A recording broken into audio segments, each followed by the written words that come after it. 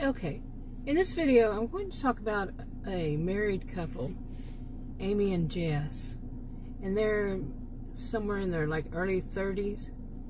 And overall, these two, they have a pretty good marriage. Now, these days, depends really. Do you know of any really good marriages? Seriously.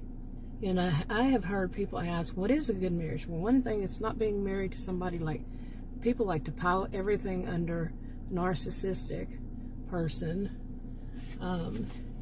But any form of abuse, no marriage is perfect. People make mistakes. They can make big mistakes and only make them once. They learn, oops, that's a big mistake, and never do it again. I would not claim that person is narcissistic. If they make a big mistake, only once, never do it again. And it can be of a variety. But in a good marriage, nobody has the perfect answer. I would not, nobody knows if it is a really good marriage because of what could be going on behind the scenes. And really, they don't know if it's a good marriage until you may never know,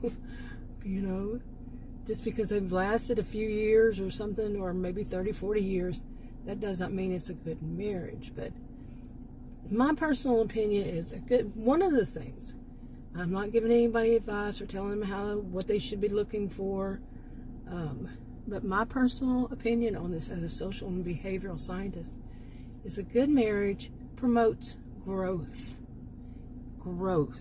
in one another in a good way.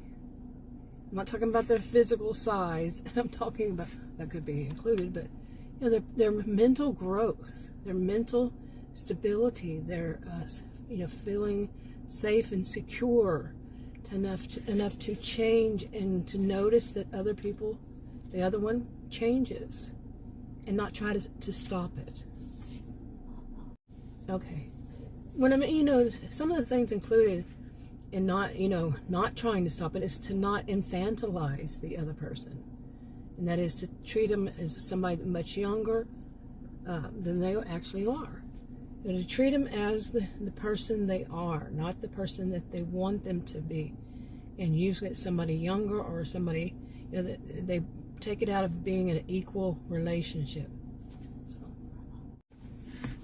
Okay, and other things I think that can make for a good relationship, is to allow should not be a word, okay, in a good relationship. That would be putting one as a parental unit to the other.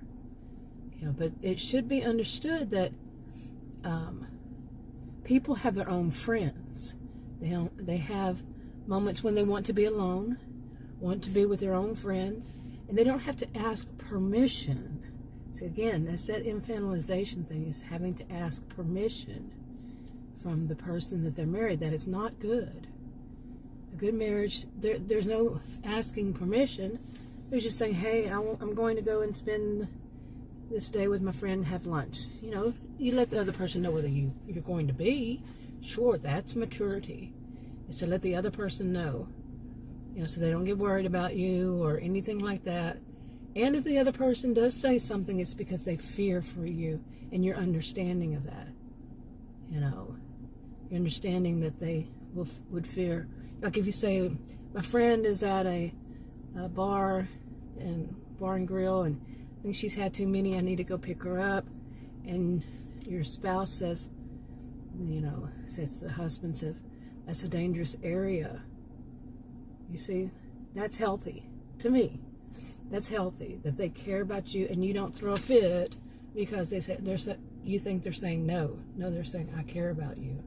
And to be understanding of that. And the spouse says, I'm going to go with you.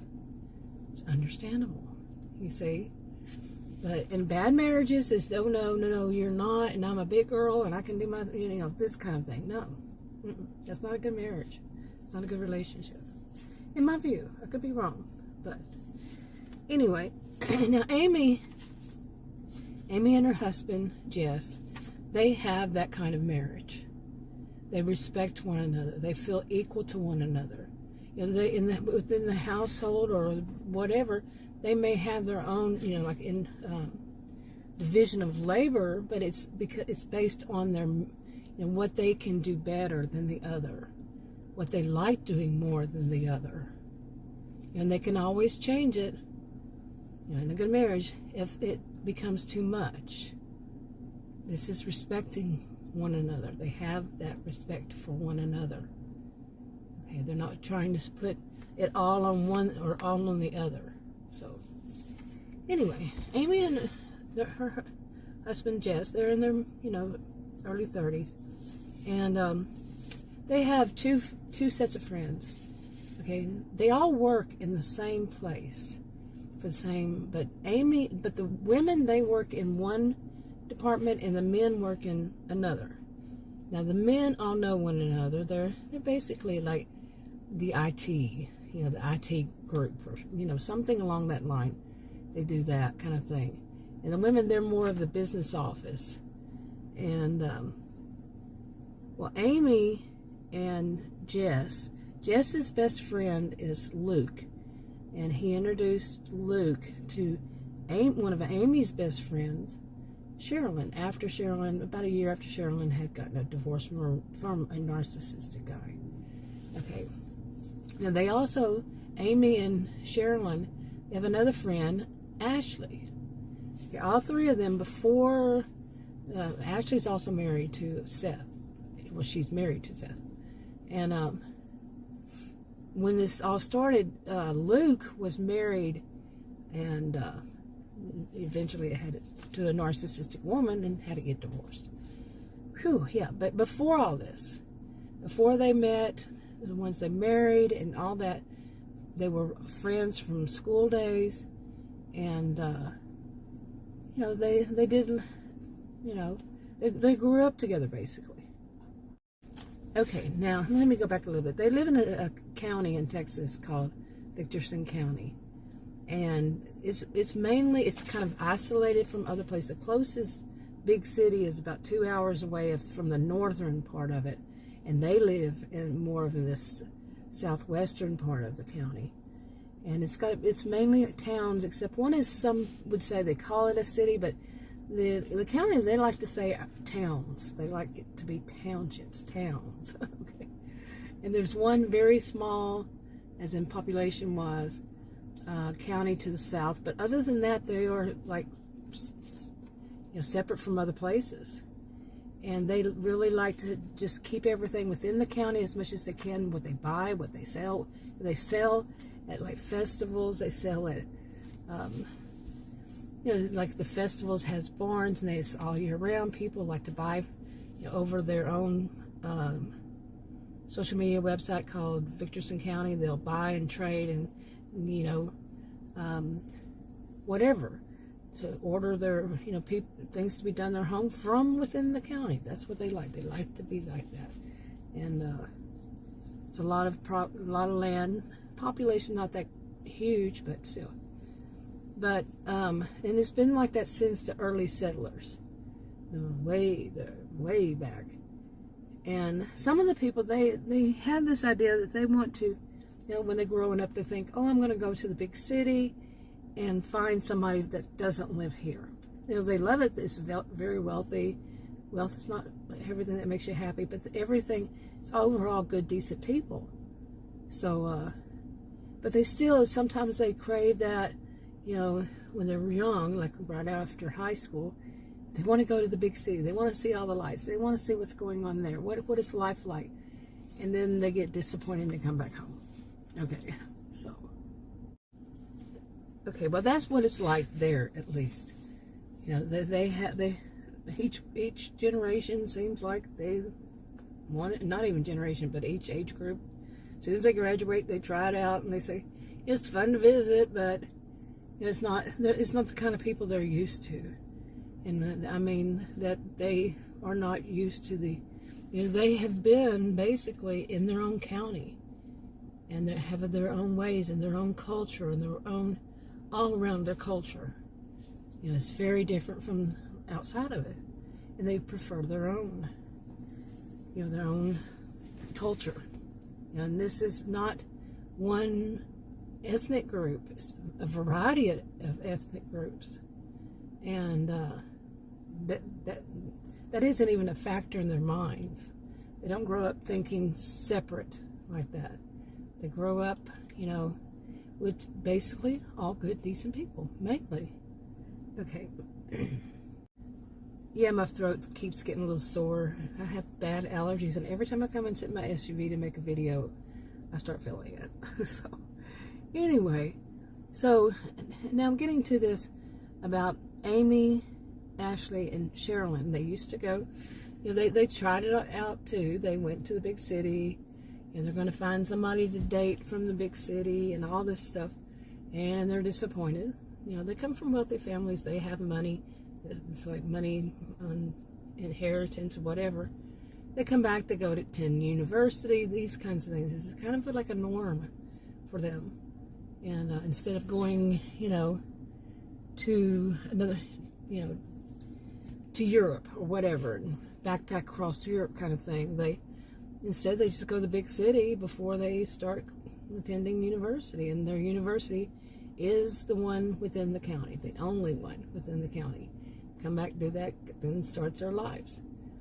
Well, that's what Sherilyn, Amy, and Ashley did.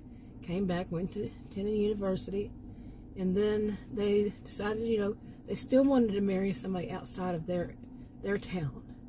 So right in the middle of the county is a place called Needles, Texas, and it has some, you know, like places where singles would meet. But they don't focus much on alcohol.